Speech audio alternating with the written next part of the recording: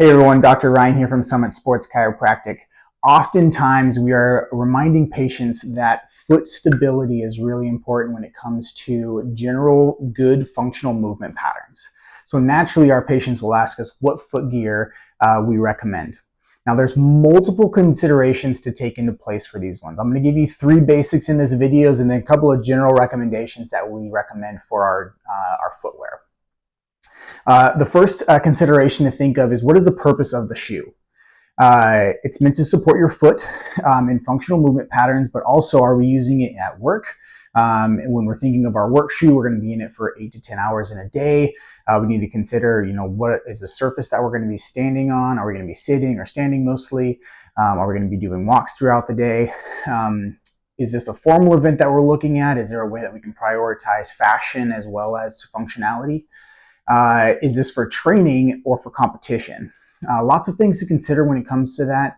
And we also want to consider how much time we're going to be spending in those activities to make sure that our footwear matches those needs. Another thing to consider is your foot shape and size. Usually we only measure the length of our foot for our shoes to make sure that our toes aren't touching the front, but we also need to consider the width of our feet as well as the height of our feet from the ground. The width of the feet is going to allow our toes to be able to spread out and be able to create better balance. The height of the shoe is going to be able to make it more comfortable for us as well as not compress the connective tissue and the structures on the top of the foot. Generally speaking, there are about 4 general shapes of feet. There's a lot of different variations within that. We have very unique feet, and so finding a footwear or a shoe that fits our foot the best is going to be the best option for you. So doing some research on that's going to be really, really beneficial for you. The other thing to think about is that if we're going to be switching to different shoes, we want to consider how strong our feet are. Do we walk barefoot a lot? Are we doing exercises for our feet? Are we doing any kind of self-care for them? These are big considerations for the adaptability of our feet when we start switching into different kind of foot gear. So generally speaking, we want a wider toe box.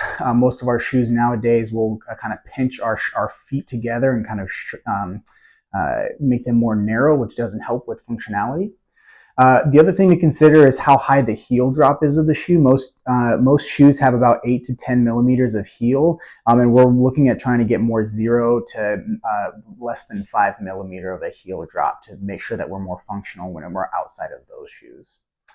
One of the other things too is to be able to do more intrinsic foot exercises to help build up the strength of our feet so that we can hold a proper arch and be able to have as much balancing support as we can when it comes to our movements.